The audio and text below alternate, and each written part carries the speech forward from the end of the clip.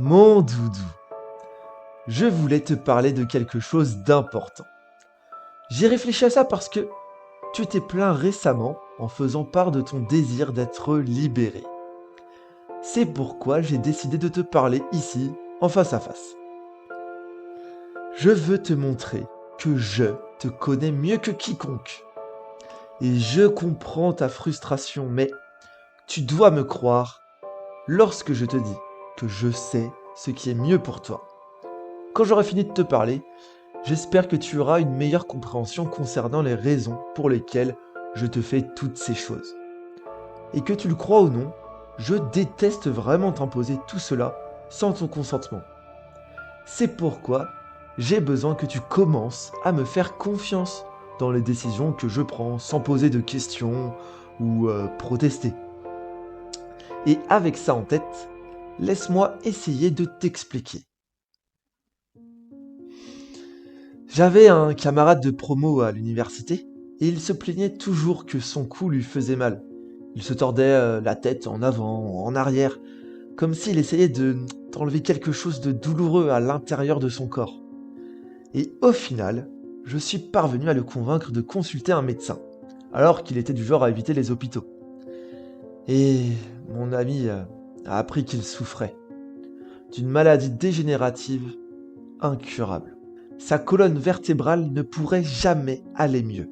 Au contraire, elle lui causerait de plus en plus de douleurs chaque jour, jusqu'à en mourir. Mais il y avait encore un peu d'espoir. Les médecins lui ont parlé d'une opération qui pouvait retarder l'inévitable.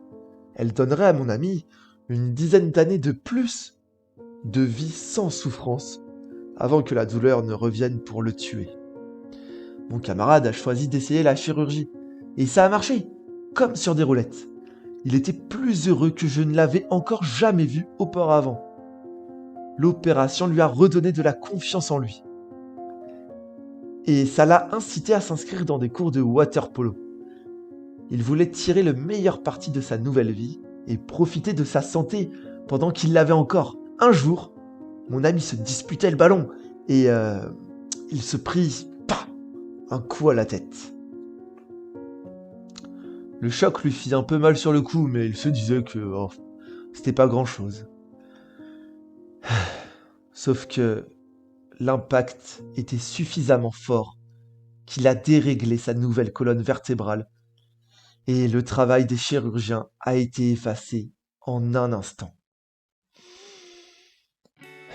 Les médecins lui ont dit qu'il ne pouvait pas réparer les dommages une seconde fois car son corps ne supporterait pas le traumatisme d'une seconde intervention. Il a supplié, mais ils ont refusé de le faire. Et mon ami s'est donné la mort un peu plus tard ce jour-là.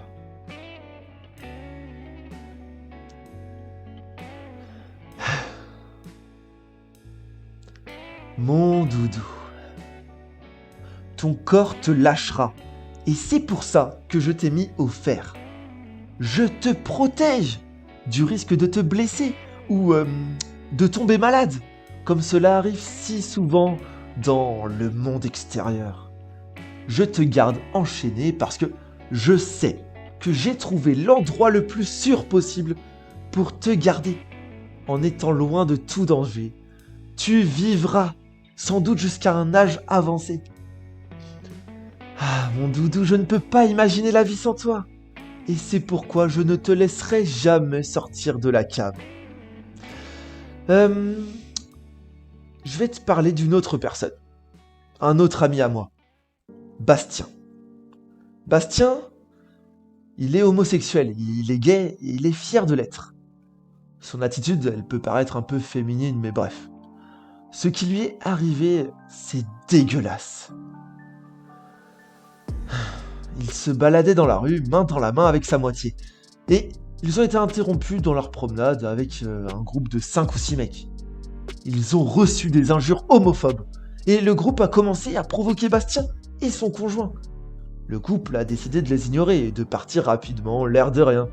Sauf que l'homme de mon ami s'est retrouvé projeté par terre par l'un des garçons. Ils ont commencé à donner des coups à l'homme à terre sous les yeux terrorisés de mon ami. Au bout de longues secondes de paralysie et de terreur, mon ami Bastien a sorti son amoureux du groupe et a essayé de repousser le groupe avec ses bras et en leur disant de s'écarter. Mais, monde cruel, les hommes s'en sont donc pris à Bastien et ils l'ont frappé au visage, au ventre. Ils l'ont fait tomber au sol. Et devine quoi? Ils ont continué à le frapper. Bastien est tombé inconscient car il souffrait beaucoup trop, la douleur était trop intense. Et ils ont continué à se défouler sur le pauvre jeune homme. Des passants ont appelé les urgences une fois les brutes partis. Mais Bastien succomba à ses blessures dans l'ambulance. Il est mort. Il est mort. Le monde extérieur est horrible. Et je veux t'en protéger.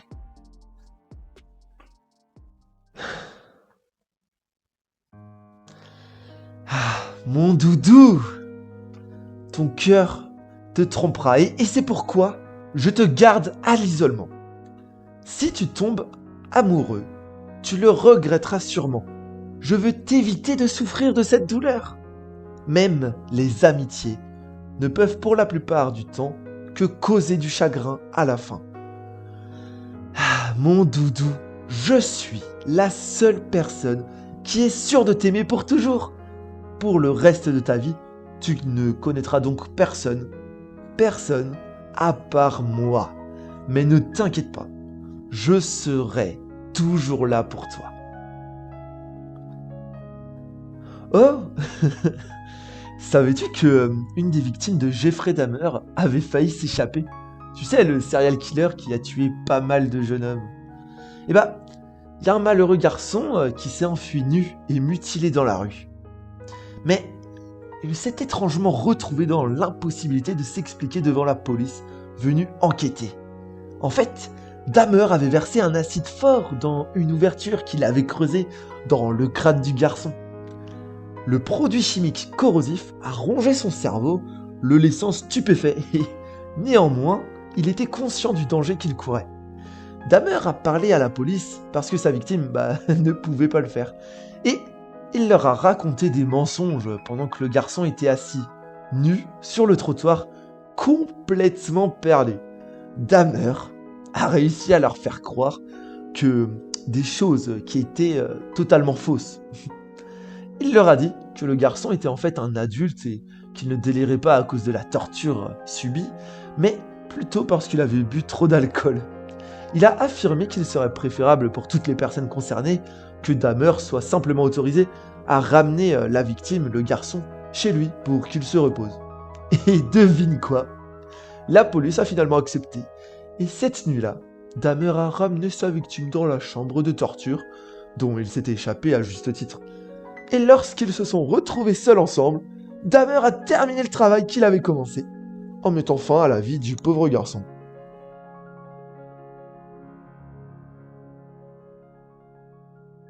Ah, mon doudou. Tu sais, la société ne parviendra pas à te protéger. Et c'est pourquoi j'ai été obligé de te couper les mains. Tu as tenté d'écrire un message demandant de l'aide. C'est à ce moment-là que j'ai réalisé que tu allais essayer de gâcher ce que nous avons ensemble et ce que j'essaie de faire pour toi. Tu vas tout ruiner, à moins que je ne t'en empêche fermement. Et je sais que tu deviendras rapidement fou sans une certaine forme de distraction. C'est pour ça que je t'ai offert une plante qui te permet d'avoir de la compagnie, même si t'es enchaîné au mur. Bon. D'ailleurs, tu ne dois plus jamais essayer de communiquer avec le monde extérieur. J'espère que les moignons arrondis à l'extrémité de chacun de tes avant-bras serviront à te rappeler de ne plus jamais me désobéir. Chercher de l'aide auprès des autres ne t'apportera rien. mon doudou. Cela ne pourra que te causer une douleur inutile. Et je t'assure que dans certains cas, celle de la désobéissance peut être bien pire que quelque chose d'aussi simple que perdre tes mains. Et tu sais, je vais te raconter une autre histoire. C'est quand j'étais plus jeune, mon amour de jeunesse, elle a eu la pire malchance. Elle est tombée sur un homme qui convoitait sa beauté. Et je me sentais impuissant face à lui. Alors je lui ai donc demandé de vivre avec moi, et elle a refusé, me traitant de tous les noms. Pourtant elle ressentait tellement d'amour pour moi. Ah, c'est cet homme qui a dû lui retourner le cerveau, car avant de le rencontrer, cet homme, elle ne m'avait jamais insulté.